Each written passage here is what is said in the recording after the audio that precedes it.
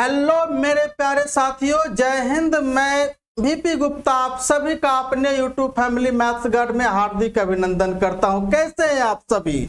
मैं ये उम्मीद करता हूं कि आप लोग अच्छे होंगे और आप लोगों की तैयारी बहुत अच्छे ढंग से चल रही होगी। तो उसी कड़ी में हम आपके सामने जो है आज की क्लास में लेकर आए हैं फटाफट रिवीजन सीरीज एपिसोड नंबर 25। आज ये आपका 25वां एपिसोड होने वाला है और इसमें हम लोग जो है सो मिक्स्ड क्वेश्चंस का प्रैक्टिस करेंगे, जो आपके एग्जाम को कम से कम समय में क्वेश्चन सॉल्व करने में आपको हेल्प करेगा। तो आइए हम लोग अपने सेशन को स्टार्ट करते हैं। अगर ये सेशन आप लोगों को जो है सो अभी तक सब्सक्राइब नहीं किए हैं, इसको सब्सक्राइब कर दीजिएगा। यहाँ पर आपको सारी क्लासेस समय समय पर मिलती रहती है। ये फटाफट रिवीजन सीरीज रोज होती है, इसको लाइक शेयर और सब्सक्राइब कर दीजिएगा। रोज क्लास 6:30 बजे आप लोगों को मिल जाती है। और पीडीएफ अगर आपको चाहिए तो हमारे Telegram channel maths guide official को आप लोगों को ज्वाइन कर लेना है। वहां पर आपको पीडीएफ मिलती रहती है और साथ ही साथ अन्य जानकारी भी आप लोगों को दी जाती है। तो आइए हम लोग अपने सेशन को स्टार्ट करते हैं। समय को बर्बाद ना करते हुए सीखने और सिखाने की प्रक्रिया को आगे बढ़ाते हैं। इसी कड़ी में आज का सबसे पहला सवाल ये रहे आपके सामने। इस सवाल को सॉल्व करिए। अरे नहीं है, सीपीओ का पूछा हुआ क्वेश्चन है। ये सवाल आपके सीपीओ का पूछा हुआ है, जल्दी से पढ़िए और आपका आंसर आ जाना चाहिए। इसमें पढ़िए और इसका आंसर आ जाना चाहिए। यहां पर क्या दे रखा है कि उनकी लंबाइयों का रेशियो दे रखा है। कितना भाई? 7 रेशियो 8 रेशियो 9, ये लंबाइयों का रेशियो है। और करो उनकी औसत लंबाई 56 है। तो अगर यह संख्या लगातार हो तो इसकी औसत कहां जाती है? एग्जैक्ट बीच में। अगर संख्या लगातार हो तो इसका औसत एग्जैक्ट बीच में जाएगी, यानी रेशियो 8। रेशियो 8 का मान कितना दे रखा है? 56। अगर रेशियो 8 का मान 56 दे रखा है, इसका 7 गुना है, तो इसका मान कितना हो जाएगा? तो आप बोलोगे सर 49 हो जाएगा। और इसका मान कितना हो जाएगा? 63 हो जाएगा। यही आपके सवाल का क्या हो गया? राइट आंसर 49, 56 और 63। ऑप्शन नंबर बोलो, ऑप्शन नंबर डी क्या होगा? सही उत्तर बनेगा। बात समझ में आ गया? अगर संख्या लगातार हो तो उसका औसत एग्जैक्ट बीच में होता है। इस बात की जानकारी आप लोगों को होनी चाहिए। लगातार का अर्थ हो गया कि उनके बीच का गैप समान होनी चाहिए। ठीक है, बात समझ में आ गया? तो अगले सवाल पर हम लोग बढ़े। ये रहे आपके सामने अगले सवाल। इस सवाल को सॉल्व करके बताइए। बताना है आप लोगों को क्या होगा इसका आंसर। इसका आंसर क्या है? पी का वह न्यूनतम मान ज्ञात कीजिए ताकि जो है से संख्या 8 से विभाजित हो। अगर 8 से विभाज्य होने के लिए क्या होनी चाहिए? तो आप बोलोगे 8 का मतलब होता है 2 का पावर 3। 2 का पावर 3 का मतलब ये हो कि अंतिम का 3 अंक, उस संख्या का अंतिम का 3 अंक क्या होनी चाहिए? 8 से कटनी चाहिए। तो अगर मैं इस संख्या को पूरा हमको देखना नहीं है, अंतिम का 3 अंक देखना। अंतिम का 3 अंक क्या है? तो अंतिम का 3 अंक है P48। यही, और इसके पीछे भी कुछ है। ओके, अब ये संख्या 8 से विभाज्य है, इसका मतलब अंतिम का 3 अंक 8 से कटना चाहिए। तो बताओ P का मान क्या रखूं? तो P का मान आपको कम से कम छोटी सी छोटी मान आपको रखना है, न्यूनतम मान रखना है।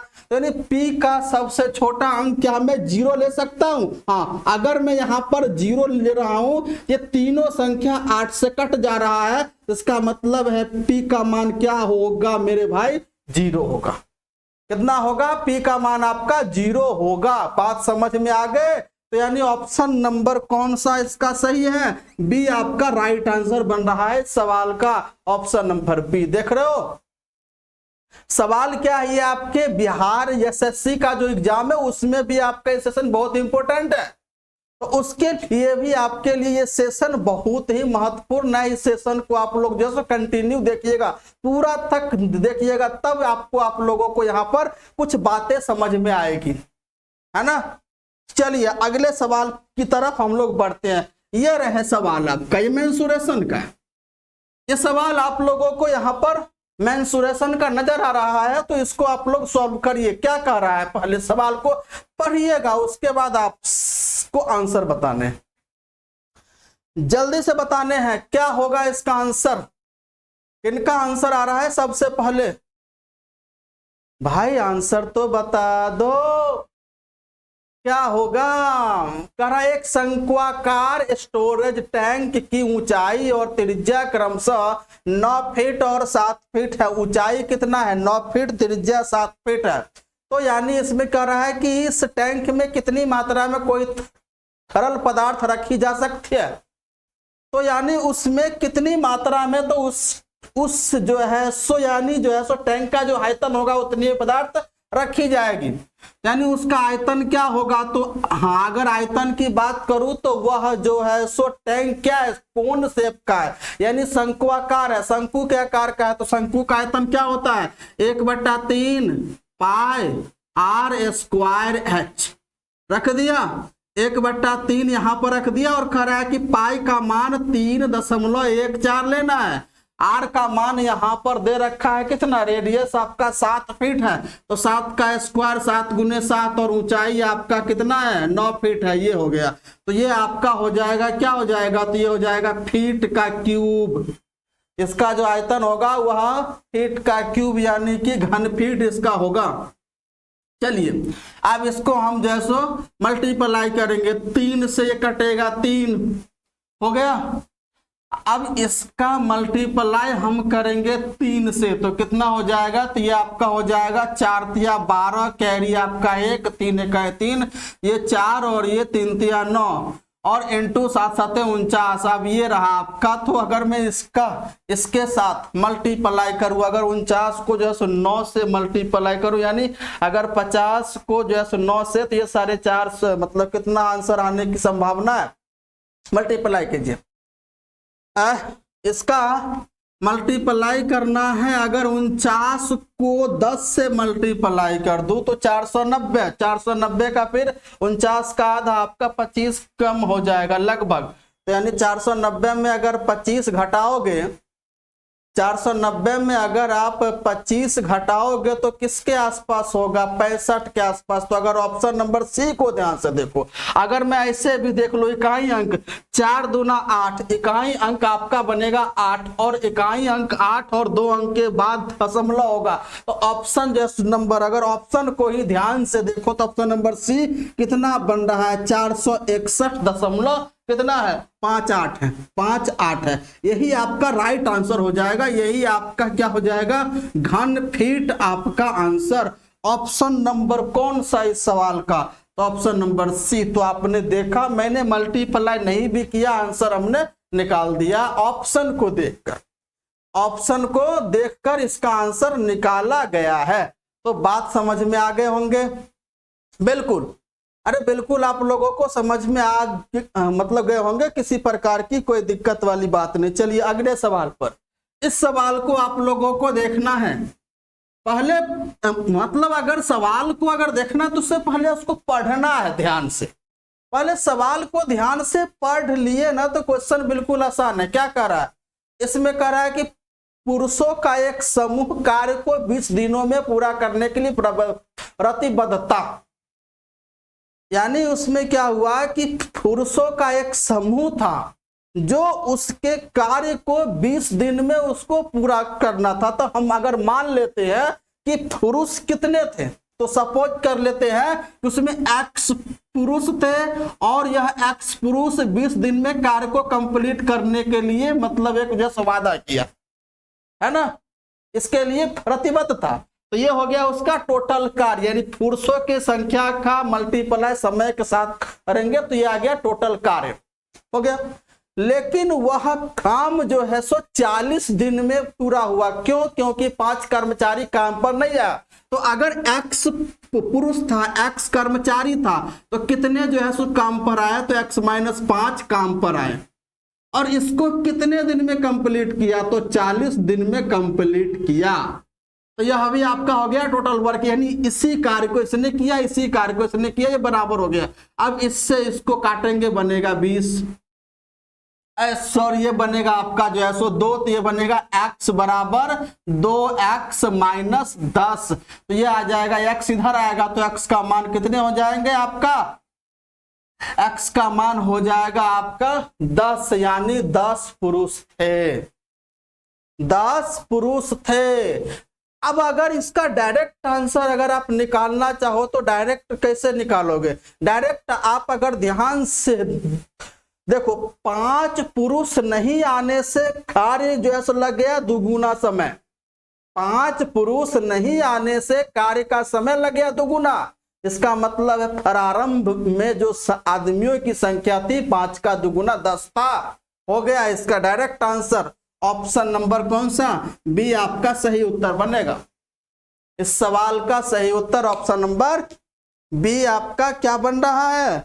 सही उत्तर बन रहा है। किसी को कोई दिक्कत, कोई परेशानी, कोई समस्या बिल्कुल नहीं है। चलिए इस सवाल को सॉल्व करिए।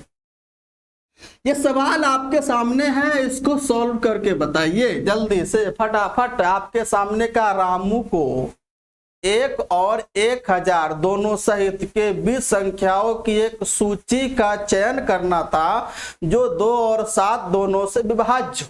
इसका मतलब डायरेक्ट कहने का मतलब यह है कि 1 से लेके 1000 तक कितनी ऐसी संख्या है जो 2 और 7 दोनों से विभाज्य हो। तो सबसे पहले हम यहां पर ये देखेंगे 2 और 7 से विभाजित होने वाली कौन संख्या है।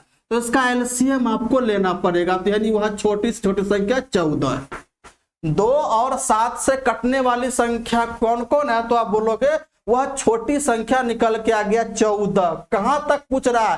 तो अब ये 1 से लेके 1000 तक में 14 से कटने वाली कितनी संख्या है? तो रिक्वायर्ड आंसर आपको करना क्या है? 1000 में 14 से भाग लगा देना। तो केवल भागफल लिखना है। तो 14 सतह 98, 2 20, 14 इकाई, यानी कितना आंसर हो गया? यानी 71 ऐसी संख्याएं हैं जो 1000 तक में 14 से कटने वाली है। यही आपका राइट आंसर ऑप्शन जैसे नंबर सी होगा। अगर यही यहां पर 5000 तक पूछ लेता तो 5000 में आपको 14 से भाग जैसे लगाना पड़ता, ध्यान रहे। लेकिन उस संख्या शुरू कहां से होना चाहिए? 1 से शुरू होना चाहिए। अगर यही आपसे पूछ लेता 1 से लेके 500 तक 14 से कटने वाली कितनी संख्या है, तो आपको कुछ नहीं करना है, 500 में 14 से भाग लगा के केवल भागफल लिख देना है। केवल और केवल भागफल आपको लिख देना है, वही आपका क्या हो जाएगा? आंसर हो जाएगा। चलिए बात समझ गए। अगले सवाल पर हम लोग देखते हैं। इसको आप लोगों को बनाना है, इस सवाल को सॉल्व करना है।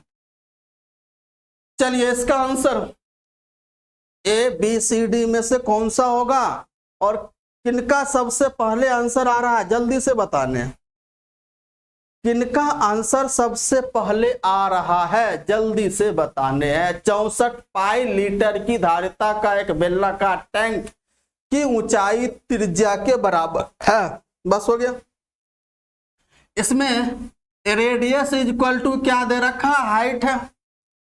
हो गया। और इसकी धारिता कितनी? 64 पाई लीटर, यानी इसकी वॉल्यूम कितनी है? तो आप बोलोगे सर इसकी वॉल्यूम हो गया 64 पाई लीटर, और 1 लीटर बराबर 1000 सेंटीमीटर क्यूब। ये हो गया इसका आयतन।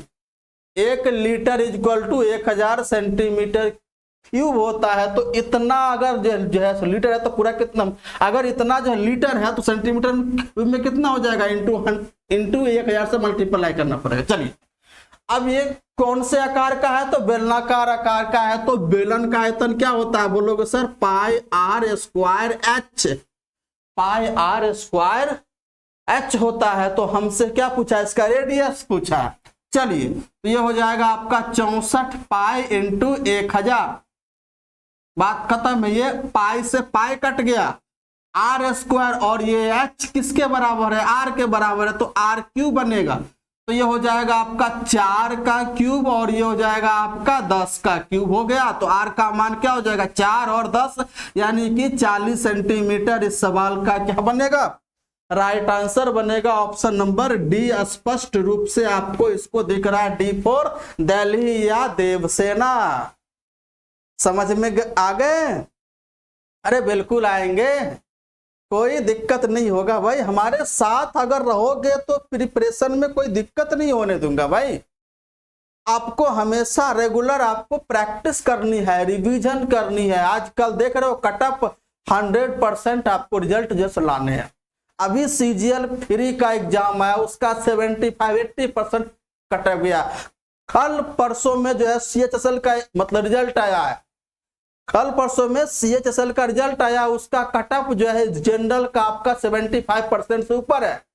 तो अगर आपको कटअप को पार कर लेने से आपका सिलेक्शन नहीं होगा, कटअप से आपको 10-15 नंबर ज्यादा आपको लाना होगा। अगर 75% कटअप आ रही है तो आपको समझो 90% रिजल्ट आपको लेके आने हैं। तो 90% रिजल्ट तभी आ पाएगा जब आप प्रैक्टिस में रहोगे, यानी कम से कम समय में ज्यादा से ज्यादा क्वेश्चन को सॉल्व करने की ताकत आप में होनी चाहिए। तो इसके लिए केवल एक ही उपाय है, मैथ्स में रिवीजन करना। अगर आपको जीके जीएस की बात करूं तो अगर उसका आंसर पता है तो आंसर आप दो दोगे 1 से 2 सेकंड में, लेकिन यहां पर आपको सवाल को सॉल्व करना पड़ता है। तो सॉल्व करने के लिए थोड़ा सा समय आपको पहले जैसा लगेगा, पहले सवाल को पढ़ना पड़ता है, समझना पड़ता है, फिर सोचना पड़ता है इस सवाल को हम कौन से अप्रोच से सॉल्व करें। ये सारी ये सारे चीज आपके कहां से होंगे, रिवीजन से होंगे, प्रैक्टिस से होंगे। तो आप लोगों को ज्यादा से ज्यादा प्रैक्टिस करना, ज्यादा से ज्यादा, है ना। हमें पता है कि आप लोग कहीं ना कहीं ऑफलाइन पढ़े हुए हो, कंसेप्ट आपको पता है, लेकिन जो है सो प्रैक्टिस नहीं हो पा रही है। तो उसके लिए आपके लिए फटाफट रिवीजन सीरीज बेस्ट है। यहां पर आपको जो है सो अपडेटेड क्वेश्चंस मैं आपके सामने जैसे लेकर आता हूं आपके रिवीजन के लिए, है ना। तो आइए हम लोग आगे बढ़ते हैं, और ये सेशन अच्छा जो लग रहा होगा तो इसको लाइक शेयर करते रहिएगा, अपने दोस्तों के साथ, अपने रिश्तेदारों, सखा संबंधी जितने भी है उन सब के बीच में शेयर कीजिएगा, ताकि उन सब का भी जैसे भला हो सके। PDF के लिए आपको हमारे Telegram channel maths God official को ज्वाइन कर लेना है। चलिए इस सवाल को पढ़ते हैं, क्या आंसर है निकालते हैं। इसमें कह रहा है कि P और Q किसी काम को 14 दिनों में कर सकता है, Q और R मिलकर 21 दिनों में कर सकता है। चलिए कौन कौन है भाई, P और Q किसी कार्य को करने में 14 दिन जो है सो मतलब लेता है, और Q और R दोनों साथ मिलकर उस कार्य को 21 दिन में कंप्लीट करता है। ये उसके द्वारा लिया गया समय। तो इफिशियंसी क्या हो जाएगा, इसका एलसीएम का अर्थ हो गया टोटल वर्क इसका बन जाएगा 42 यूनिट, एलसीएम 42। तो इसका एफिशिएंसी हो गया आपका 3 और इसका एफिशिएंसी हो गया 2। अगर बात किसी को दिक्कत कोई परेशानी बिल्कुल नहीं। अब यहां पर कह रहा है कि PR की तुलना में 2 गुना अच्छा कार्मिक है। इसका मतलब क्या है, इसका मतलब है कि P और R की क्षमता दे रखा है, P और R की क्षमता दे रखा है। तो PR की तुलना में 2 गुना, तो अगर इसकी क्षमता 2 है तो इसकी 1 हो जाएगा। ये रेशियो और ये इफिशियंसी का रेशियो और ये इफिशियंसी का रेशियो भी अलग अलग है। दोनों को ज्वाइंट करने के लिए मुझे यहां पर दोनों को बैलेंस करना पड़ेगा। अब देखो P की क्षमता 2 है, R की क्षमता 1 है, P प्लस Q की 3 है, Q प्लस R का ये। अब यहां पर मुझे बताओ Q की क्षमता क्या रख दूं, ऐसा मतलब क्या होगा। तो आप देख रहे हो P प्लस Q का 3, P का 2, यानी Q का 1 आपका आ गया। तो 1 यहां से अगर 1 आया तो यहां भी आपको जांचना पड़ेगा कि क्या यहां से भी 1 आ रहा है, क्योंकि यहां भी है Q। अगर R की क्षमता यहां पर जैसे 1 है तो यहां R की 1 रखेंगे तो Q का 1 हो जाएगा, तो इसका मतलब है सही है। तो ऐसे भी आप देख लो P और Q की क्षमता अगर मिलाएंगे तो 2 1 3, और यहाँ Q और R को मिलाएंगे 2, यानी P Q R का इफिशियंसी ये हो गया।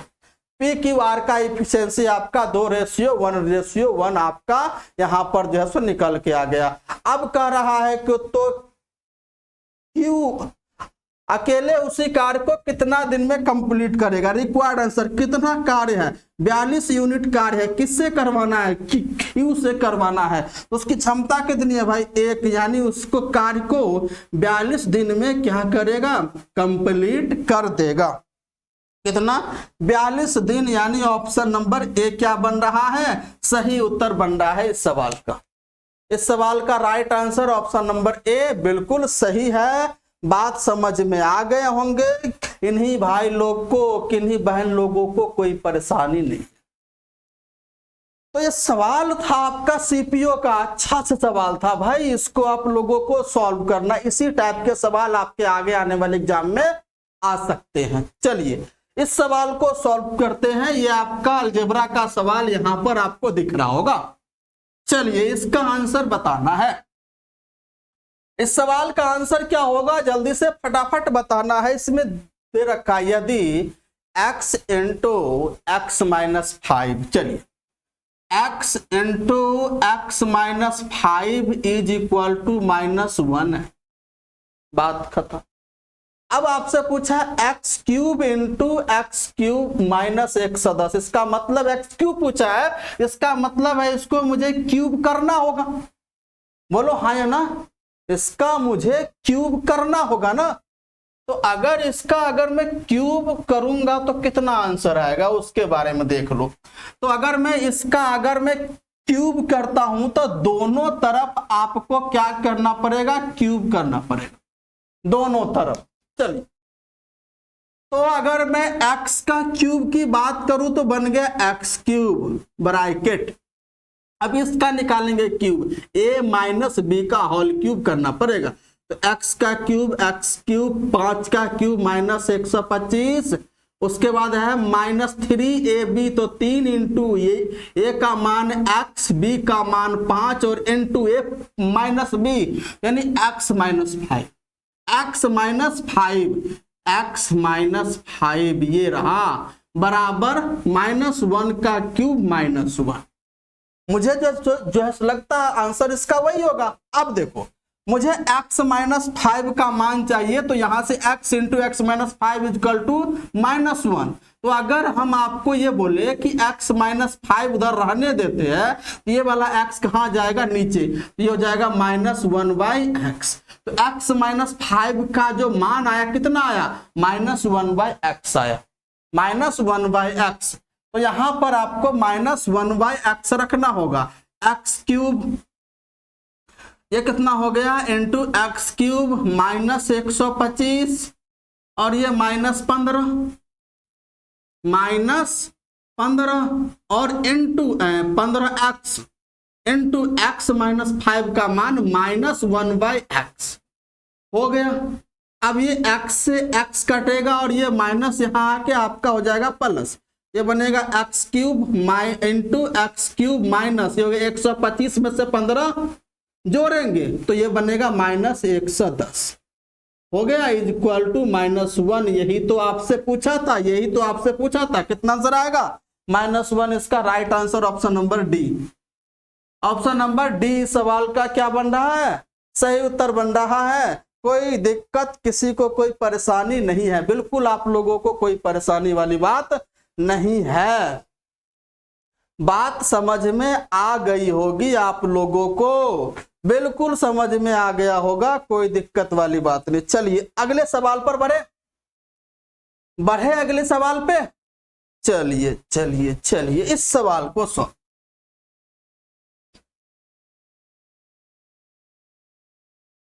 इसको सॉल्व करिए। मैंने पहले अच्छा आज नहीं बोला भाई, नोटबुक पेन तो साथ में होनी चाहिए ना, नोटबुक पेन आप लोगों के साथ में होनी चाहिए। चलिए क्या करा, 1200 मीटर की एक रेस में राम श्याम को 200 मीटर या 20 सेकंड से हरा देता है। मतलब राम श्याम को 200 मीटर से हराता है, तो इसका अर्थ है या 20 सेकंड से हरा देता है। इसका अर्थ है कि श्याम को 200 मीटर की दूरी फिर तय करने में 20 सेकंड का समय लगेगा कि नहीं लगेगा, बोलो हाँ या ना, अरे बोलो हाँ या ना। राम श्याम को जब 200 मीटर या 20 सेकंड से हरा देता है, इसका मतलब है कि श्याम उससे 200 मीटर पहले पीछे है। तो अब आपको श्याम को 200 मीटर की दूरी तय करने में 10 सेकंड का समय जैसे लगेगा। है ना, 200 मीटर से हराया, या इसको कहूं 10 सेकंड से हराया, इसका मतलब है श्याम को वहां तक पहुंचने में 10 सेकंड और लगेगा। दूरी कितना, 200 मीटर। तो यानी श्याम का स्पीड कितना हो जाएगा, 200 बट्टा 10 सेकंड, यानी कितना, 200 बट्टा 20 सेकंड, चलिए 20, यानी आपका हो गया श्याम का स्पीड 20 मीटर पर सेकंड। बात खत्म, 20 मीटर पर सेकंड। चलिए अब अगर मैं बात करूं यहां से राम की और यहां से श्याम की, अगर इनकी दूरी की बात करूं तो राम पूरा यानी शुरू से लेके अंत तक जाता है तो उसको 1200 मीटर दूरी तय करना पड़ता है। यानी जो है सो राम जितने समय में 1200 मीटर की दूरी तय करेगा, श्याम उतने ही समय में उससे 200 मीटर पीछे रहेगा। इसका मतलब है श्याम 1000 मीटर दूरी तय करेगा। इस किस कंडीशन में, तो यहां पर समय क्या है, बराबर है। जितने समय में राम 1200 मीटर की दूरी तय करेगा उतने ही समय में श्याम 1000 मीटर की दूरी तय कर रहा है। क्यों, क्योंकि श्याम राम से 200 मीटर पीछे रह जा रहा है उतने ही समय में।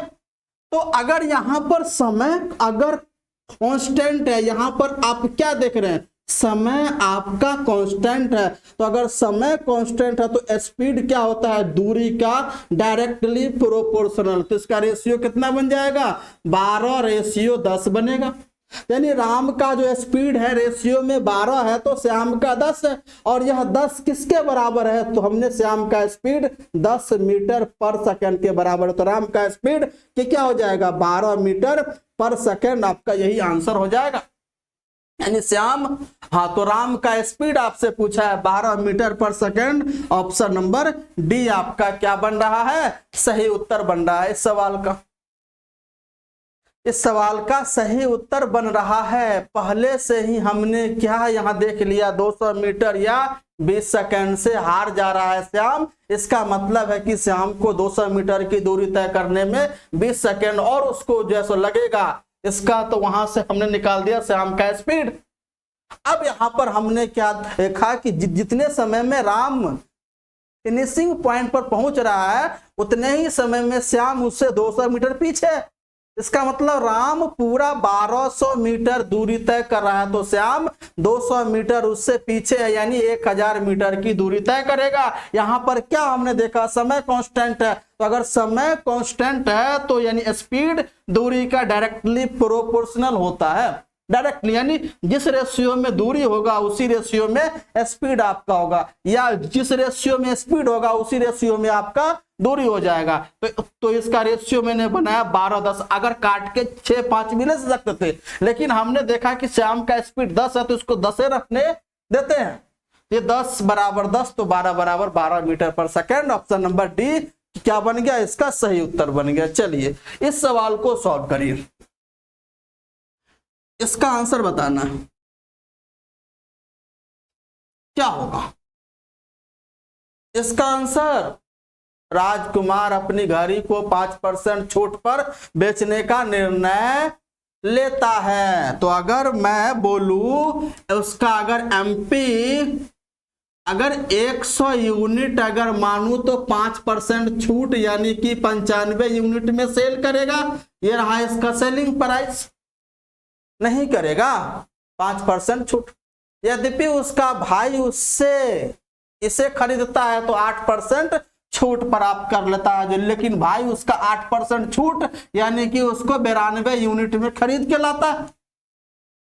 तो इस कंडीशन में उसका क्या हुआ, 45 रुपए की हानि हो जाती है। पहली 95 यूनिट में उसको बेचना था लेकिन उसने बेचा 92 यूनिट में। कितने की हानि हुई, तो आप बोलोगे सर 3 यूनिट की हानि हुई। और यह 3 यूनिट कितने रुपए के बराबर है, तो 45 रुपए के बराबर है। 1 यूनिट कितने रुपए के बराबर हो जाएगा, तो आप बोलोगे सर 15 रुपए के बराबर हो जाएगा। आपसे पूछा है उस घड़ी का अंकित मूल्य क्या है, तो 100 है। 100 के लिए 00 यहां भी 00 यहां भी, यानी कितना आंसर बन गया आपका 1500 आंसर बन गया। 1500 इसका आंसर ऑप्शन नंबर सी क्या बन गया, राइट आंसर बन गया। तो इस सवाल का राइट आंसर ऑप्शन नंबर कौन सा, अरे बोलो बोलो, ऑप्शन नंबर सी। कौन सा? सी बन गया। कोई दिक्कत, कोई परेशानी? बिल्कुल आप लोगों को कोई परेशानी नहीं हुए, कोई दिक्कत नहीं हुई। चलिए अगले सवाल पर हम लोग देखते हैं इसका आंसर क्या है, जल्दी से बताना इसका आंसर क्या है। अगले सवाल, इसका आंसर बताना। ये रहा, यदि एक समचतुर्भुज के विकर्णों का योग L है और उसका परिमाप 4p, अगर रोम्बस है, रोम्बस है ना, रोम्बस है, रोम्बस में होता क्या है भाई? सबसे पहले यहां पर हम एक रोम्बस का फिगर डालेंगे। तो रोम्बस में होता क्या है? रोम्बस में ये होता है कि उसकी आमने सामने की साइड पैरेलल होती है और प्रत्येक साइड क्या होती है? बराबर होती है। पैरेलल के साथ साथ बराबर होती है। हो गया? तो अगर इसका परिमाप क्या है? 4p है। अगर इसका परिमाप 4p है तो यानी चारों साइड बराबर, तो यानी प्रत्येक साइड को निकालने के लिए 4 से भाग। तो अगर ये भी हो जाएगा p, ये भी p और ये भी p और ये भी p होगा। अगर ये रोम्बस है तो रोम्बस का होता क्या? रोम्बस का जो डायगोनल्स होता है एक दूसरे को 90 डिग्री पर बाइसेक्ट करती है, मतलब 90 डिग्री बनाती है, साथ ही साथ एक दूसरे को बाइसेक्ट करती है, समद्विभाजित करती है। अगर मैं इसकी रोम्बस की बात करूं, हाँ, अगर इस रोम्बस में इस डायगोनल की बात करूं, ये रहा। दूसरा अगर डायगोनल की बात करूं तो ये मैंने खींच दिया। हो गया? तो हाँ, तो अगर रोम्बस में मैंने डायगोनल एक दूसरे को यहां पर कट किया तो यहां पर आपका 90 डिग्री का कोण बनाएगा, चारों तरफ 90 डिग्री का। 90 डिग्री का कोण बनाने के साथ साथ ये जो डायगोनल है एक दूसरे को समद्विभाजित करेगा। अगर ये x है तो ये भी आपका x हो जाए, ये भी इसके बराबर होगा। अगर ये y है तो ये भी आपका y के बराबर हो जाएगा। चलिए, किसी को दिक्कत, कोई परेशानी? बिल्कुल कोई परेशानी नहीं है, कोई दिक्कत वाली बात नहीं है। बात समझ में आ गया होगा। चलिए, अब अगर मैं आपसे बात करूं कि अगर मैं इसमें तो सबसे पहले हमें ये बताओ, ये क्या है? आपका एक राइट एंगल हो गया, 90 डिग्री है, तो राइट एंगल में ये लंब हो गया, आधार हो गया और ये हाइपोटेनस हो गया।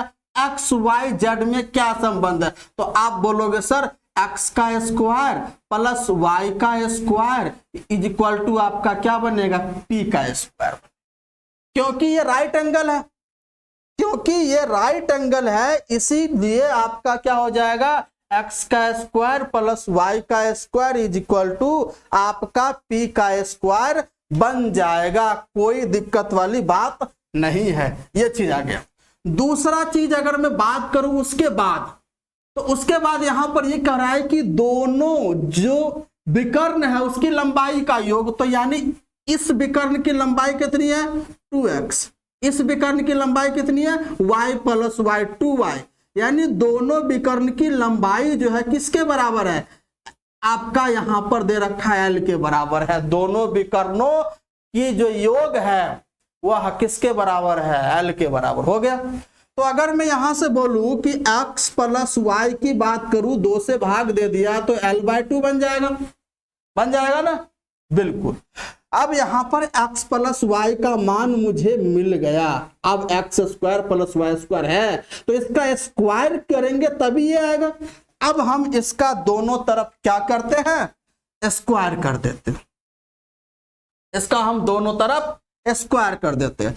इसका स्क्वायर करेंगे तो बनेगा x square plus y square plus में 2xy बराबर ये बन गया l स्क्वायर बट्टा 4। अब इसका मान कितना है? X square plus y square का मान p स्क्वायर, ये बनेगा p स्क्वायर, तो प्लस में 2xy इज इक्वल टू बन गया l स्क्वायर बाय 4। चलिए बात खत्म, आगे बढ़ूं। इसको उधर जो है सो लेके आता हूं तो ये बनेगा 2xy बराबर कितना हो गया? l square by 4 minus p square. कोई दिक्कत, कोई परेशानी? बिल्कुल नहीं। अगर मैं इसके एलसीएम की बात करूं 4 तो ये बनेगा l square minus 4p square, तो यहां से आपका 1/4 into L square minus 4p² आपका ये बन गया, किसका मान आ गया, ये 2xy का मान आ गया। बात खत्म। ये किसका आया भाई मान, ये आ गया 2xy का मान। आपको यहाँ पर नजर जस्ट नहीं आ रहा होगा, ये देखिए ये रहा l²/4 माइनस p², यहाँ पर हो जाएगा एलसीएम l² माइनस 4p² बट्टा 4। उसके बाद ये हो गया। आइए उसके बाद यहाँ पर हाँ, तो अब इसका पूछा है आपका एरिया क्या होगा, तो इसका एरिया इक्वल टू होता क्या है आप लोगों को पता है? इसका एरिया यानी अगर मैं आपको बोलूं कि अगर मैं आपको बोलूं ये मुझे बताइए कि समचतुर्भुज का एरिया क्या होता है, तो आप बोलोगे सर 1/2 इंटू पहला विकर्ण गुने दूसरा विकर्ण, यानी एरिया इसकी बात करूं तो 1/2 पहले विकर्ण की लंबाई 2x, दूसरे विकर्ण की लंबाई 2y, ये बनेगा 2x इंटू 2y। ये 2 से 2 कट गया, कितना यहाँ पर बच रहा है 2xy, और 2xy किसके बराबर है, इसके बराबर है। ये आपका आ जाएगा 1/4 इंटू l² माइनस 4p², यही आपका इसका एरिया हो जाएगा, यही आपका इसका एरिया। तो ऑप्शन नंबर कौन सा दिख रहा है, ऑप्शन नंबर इसका डी दिख रहा है। 1/4 कितना हो गया, 1/4 इंटू l² माइनस 4p², तो ऑप्शन नंबर डी क्या बन जाएगा, इसका सही आंसर बन जाएगा। कुछ लोग बोल रहे हैं बी, अरे बी कैसे होगा भाई, इसका 2xy का मान चाहिए, तो 2xy तो ये होगा ना, इसका जो है सो मान तो 1/4, ऑप्शन नंबर डी इस सवाल का राइट आंसर। डी क्या बना, इस सवाल का राइट आंसर बन गया। किसी को कोई समस्या कोई परेशानी, बिल्कुल कोई दिक्कत वाली बात नहीं है, और नहीं आप लोगों को कोई दिक्कत होगी, किसी प्रकार की कोई दिक्कत आप लोगों को नहीं होगी। चलिए अगले सवाल पर हम लोग आते हैं, अगला सवाल आपका खत्म है। चलिए तो आप लोगों को ये सेशन हमें जैसे लगता है बहुत अच्छा जैसे लगा होगा, इसको ज्यादा से ज्यादा लोगों तक पहुंचाने की कोशिश कीजिएगा, ताकि उन सब का भी जो है सो फायदा हो सके, सबका फायदा हो सके। हमें करना क्या, अपनी जो है सो तैयारी के साथ साथ हमें सभी का फायदा होना चाहिए, है ना। तो इसको लाइक कीजिएगा, शेयर कीजिएगा, और सब्सक्राइब नहीं किए हैं तो सब्सक्राइब कर दीजिएगा। अगर पीडीएफ चाहिए तो हमारे टेलीग्राम चैनल मैथ्सगढ़ ऑफिशियल को ज्वाइन कर लेना है, वहां पर आपको पीडीएफ के साथ साथ अन्य जानकारी भी आप लोगों को दिए जाते हैं। तो हमें जो लगता है सेशन आप लोगों को बहुत अच्छा जो लगा होगा, लास्ट में एक प्यारा सा कमेंट कर दीजिएगा, इस सेशन के बारे में प्यारा सा कमेंट जरूर कीजिएगा। और ये सेशन जो है ना, ये फटाफट रिवीजन सारे एग्जाम के लिए, चाहे आप बिहार एसएससी इंटर स्तरीय एग्जाम देने जाइएगा उसका है, चाहे आपका जो है सो ये मतलब सीजीएल सीएचएसएल जो सभी एग्जाम की तैयारी कर चुकी प्रैक्टिस है, तो मैं सारे एग्जाम को ध्यान में रखकर मैं आपके सामने क्वेश्चन चुन के लाता हूं। तो इस बात की आप लोगों की जानकारी होनी चाहिए, और ज्यादातर लोगों तक फैलाने की कोशिश कीजिएगा। तो चलिए हम लोग एक नई जोश, नए उमंग, नए उत्साह, नए ऊर्जा के साथ मिलते हैं अगली क्लास में। तब तक के लिए जय हिंद, जय भारत।